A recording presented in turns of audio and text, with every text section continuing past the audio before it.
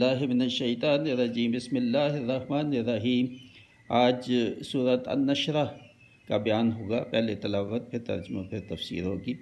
الم نشرح لک صدرک ووضعنا عنک وزرک الذی انقض ظہرک ورفعنا لک ذکرک فإن مع العسر یسرا ان مع العسر یسرا فَإِذَا فَرَغْتَ فَانْصَبْ وَإِلَىٰ رَبِّكَ فَارْغَب۔ ترجمہ: کیا ہم نے تمہارا سینہ کشادہ نہ کیا اور تم پر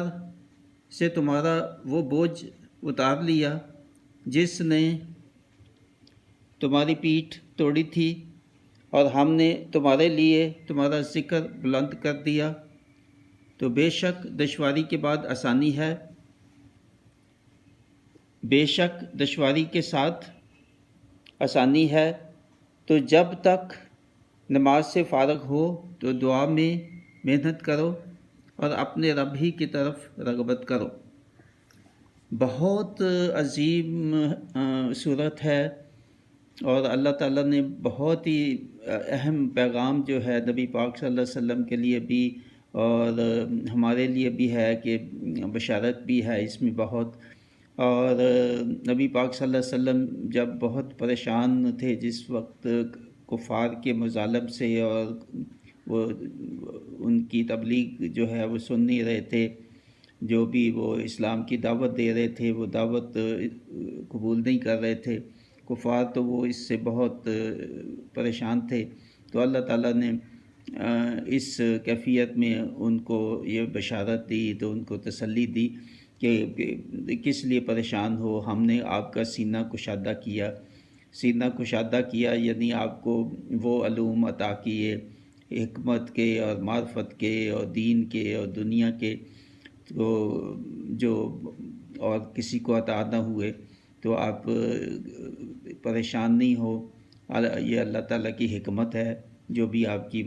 مشکلات ہیں، مصیبتیں ہیں، تو انہی میں جو ہے وہ آپ کو انشاءاللہ بشارت بھی ہے کہ آپ کا سینہ کشادہ کرنے کا مطلب تسلی دی، دلی تسلی دی کہ ان کے دل کو سکون آ جائے۔ ایسی جو آگے باتیں اسی میں آتی ہیں، اسی سورہ میں، تو اس سے جو ہے ان کو سکون عطا ہو۔ اور صدر،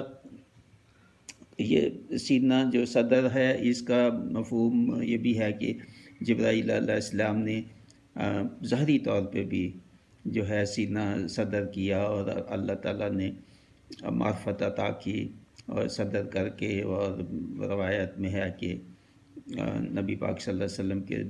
دل پہ یہ حکمت اور معرفت اور علوم جو ہیں وہ اللہ تعالیٰ نے جو ہے ان کو داخل کیے۔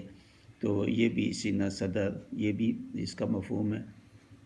تو فرمایا کہ اللہ تعالیٰ نے تو پر وہ بوجھ اتار لیا، وہی بوجھ جس کا میں نے ذکر ابھی کیا ہے، کہ بوجھ یہ تھا کہ اللہ تعالیٰ نے جو ان پہ نبوت کا بوجھ ڈالا، وہ بہت زیادہ بوجھ تھا، کہ کفار جو مدتوں سے ان پر کوئی نبی نہیں تھا، ان کو معلوم نہیں تھا کہ نبی کیا ہے اور نبی کی کیا جو ہے وہ علامتیں ہیں، نشانیاں ہیں، تو انکار کر رہے تھے مسلسل۔ جو بہت قریبی بھی تھے وہ بھی انکار کر رہے تھے، اپنے جو ان کے عزیز اقربا میں سے بھی تھے، اور دوسرے کفار کے جو قریش تھے وہ بھی انکار کر رہے تھے، تو کسی حال میں وہ قبول کرنے کو تیار نہیں تھے۔ خاص طور پہ ان کے سردار جو تھے کفار کے جو ہے، تو یہ اللہ تعالیٰ نے فرمایا کہ آپ پہ اتنا جو بوجھ تھا، ہم نے آپ کو بشارت دی، ہم نے آپ کو تسلی دی، اور کہ آپ کی کامیابی ہوگی، آپ پریشان نہ ہوں، یہ تکلیف وقتی ہے۔ اور یہ بھی اللہ تعالیٰ کی حکمت ہے معرفت میں، کہ اس تکلیف سے گزرنا اور گزارنا آپ کو، یہ آپ کے ارادے کی مضبوطی ہوگی، اور آپ کے اصحاب جو ہے وہ مضبوطی سے قائم ہوں گے اپنے ایمان پہ، ان کو مضبوطی آئے گی، ان کا ایمان جو ہے وہ زیادہ اللہ تعالیٰ پہ مضبوط ہوگا۔ یہ تکلیفیں برداشت کرنے کے بعد جو ہوگا ایمان، وہ بہت مضبوط ہوگا، بجائے اس کے کہ تکلیفیں نہ آتی تو وہ شاید اتنا ایمان کی مضبوطی بھی نہ ہوتی۔ تو پھر فرمایا کہ یہ وہ بوجھ جس نے آپ کی کمر توڑی ہوئی تھی، یعنی آپ کو شدید پریشان کیا ہوا تھا، آپ پہ بڑا بوجھ تھا یہ کہ یہ کیسے ہوگا، یہ کیسے ایمان لائیں گے، کس طرح لائیں گے۔ تو اللہ تعالیٰ نے کہا کہ میں نے اپنی بشارتوں سے، اپنی حکمت سے آپ سے بھی یہ بوجھ جو ہے کافی اتارا، کم کیا، تاکہ آپ جو ہے ذہنی بھی اور دل کا بھی آپ کو سکون ہو سکے، کیونکہ بے حد پریشان رہتے تھے نبی پاک صلی اللہ علیہ وسلم، بہت زیادہ وہ تکلیف میں تھے۔ زیادہ تکلیف یہی کہ مجھ پہ اللہ تعالیٰ نے جو ذمہ داری ڈالی، بوجھ ڈالا نبوت کا، تو آگے لوگ جو ہیں کفار وہ اس کو ماننے کے لیے تیار نہیں تھے اور مظالم ڈالتے تھے، جو بھی اسلام کی طرف آنے کی کوشش کرتے تھے یا قبول کرنے کی کوشش کرتے تھے۔ تو اللہ تعالیٰ نے فرمایا کہ ہم نے آپ کا ذکر جو ہے اس کو بلند کر دیا۔ یہ آگے بشارت کہ آپ کا ذکر جو ہے دنیا میں بھی انشاءاللہ اور آخرت میں بھی ہم نے بلند کر دیا، اور جو وہ کفار جو آپ کو ماننے کے لیے تیار نہیں تھے، آپ کی نبوت سے انکار کر رہے تھے، ان میں سے بہت جو ہے وہ قبول کرنے کے لیے تیار ہو گئے اور انہوں نے قبول کیا، بلکہ آہستہ آہستہ آپ کی قوت، آپ کی طاقت، اور خاص طور پہ جب ہجرت کے بعد جو ہے قبائل کے قبائل، جیسے دوسری جگہوں پہ بھی آتا ہے کہ وہ ایک ایک، دو دو، تین تین نہیں، پھر قبائل کے قبائل جو ہے جب فتح مکہ ہوا تو اس کے بعد وہ جو ہے وہ آنے لگے، اور اسلام قریباً سارا عرب جو ہے، جزیرہ عرب کے لوگ وہ اسلام کے دائرہ میں آ گئے، اور بلکہ اس سے باہر بھی جو بڑی بڑی مملکتیں تھیں وہ بھی اسلام انہوں نے بھی قبول کر لیا۔ تو یہ اللہ تعالیٰ کہہ رہا ہے کہ ہم نے ذکر بلند کیا، آپ کو دنیاوی طور پہ بھی آپ کو جو ہے وہ فتح دی، فتوحات دی، کفار کو شکست ہوئی، اور دینی طور پہ بھی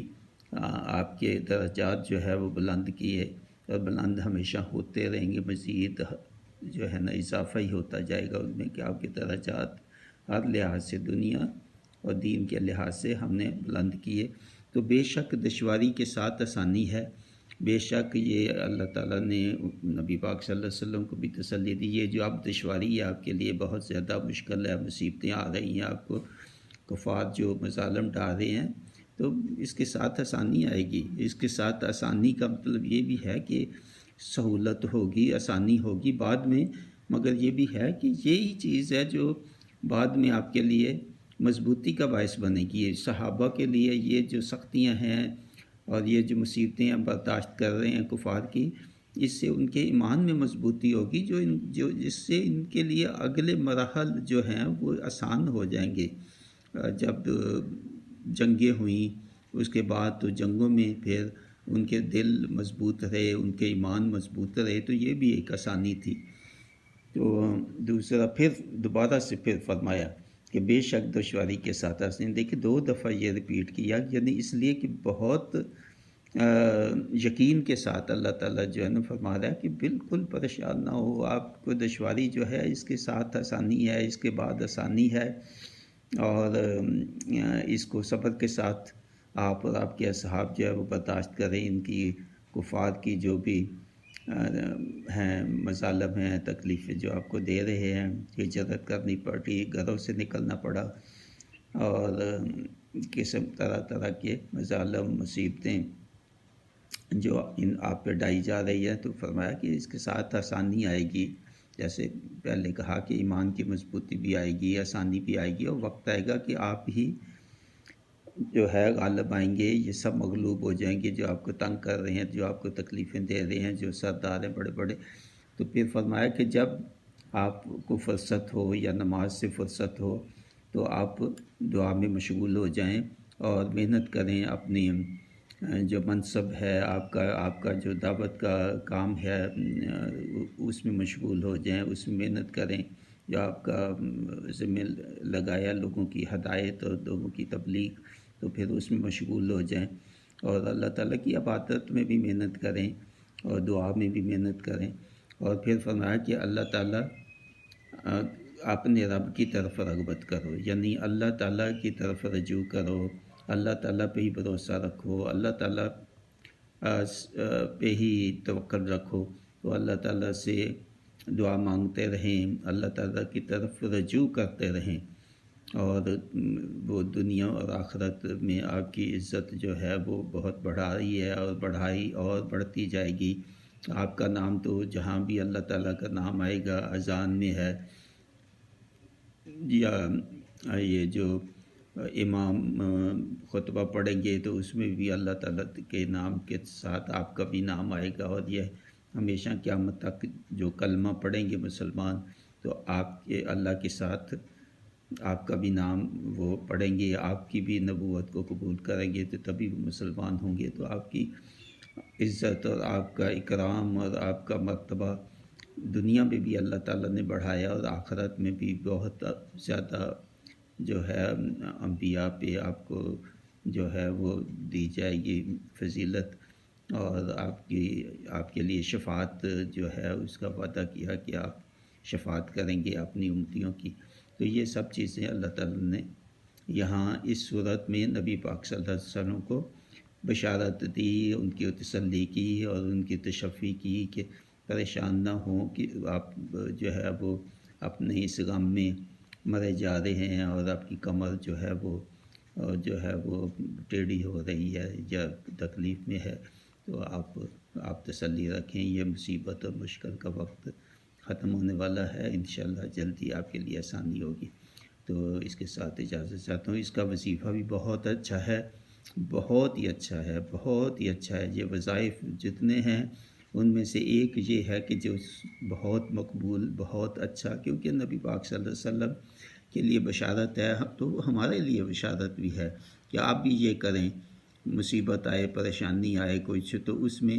یہ توقع رکھیں کہ مصیبت کے بعد اچھا وقت بھی اللہ تعالیٰ ہی دینے والا ہے، تو اس کے لیے دعا کریں، اس کے لیے کوشش کریں، اس کے لیے اللہ تعالیٰ کی طرف رجوع کریں، اللہ تعالیٰ پہ بھروسہ رکھیں، توکل رکھیں، اللہ تعالیٰ کے احکام جو ہے ان کو پورا کریں، تو مصیبت کے اور پریشانی کے بعد آپ کے لیے بھی آسانی آئے گی، آپ کے لیے بھی وہ مصیبتیں ٹل جائیں گی۔ تو یہ ہمارے لیے بہت یہ مصیبتوں کے ٹالنے کا، مصیبتوں کے سے پریشان نہ ہونے کا اور مصیبتوں کے وقت صبر کرنے کے لیے یہ بہترین ہمارے لیے یہ وظیفہ ہے، یہ جو صورت ہے۔ تو یہ وظیفہ بھی کریں 7 دفعہ، 21 دفعہ، 100 دفعہ، جتنی دفعہ، مگر یہ ہے کہ مطلب کے ساتھ، صرف وظیفہ زبان سے نہیں ہو، جو اس میں کہا گیا ہے اس صورت میں اس میں عمل کرنا ہے۔ لیکن نبی پاک صلی اللہ علیہ وسلم کو اللہ تعالیٰ کہتا ہے جب فرصت ہو تو دعا میں شامل، دعا کرو، نماز سے فرصت ہو نماز کا ذکر، اور محنت کرو۔ محنت جو ہے وہ جو بھی آپ کا منصب ہے، جو بھی آپ کا کام ہے، اب اگر روزی کی تلاش ہے تو اس میں محنت کرو پہلے، جو آپ کا ذمہ کوئی کام ہے جس سے آپ روزی کماتے ہو تو اس میں محنت کرو۔ تو یہ محنت کی بھی ہے یہاں تلقین، اور نماز کی تلقین، اور اللہ تعالیٰ کے احکام جو ہے اس پہ چلنے کی تلقین، اور اللہ تعالیٰ پہ بھروسہ رکھنے کی تلقین بھی۔ تو یہ ساری چیزیں سمجھنا چاہیے۔ تو پھر اس کے بعد پھر یہ بھی توقع رکھو کہ مشکل وقت کٹ جائیں گا، مصیبتیں کٹ جائیں گی اور اچھے وقت آ جائیں گے۔ تو اس کے ساتھ میں اجازت چاہتا ہوں۔ وما علینا الا البلاغ، وبشر محمود شاہ، السلام۔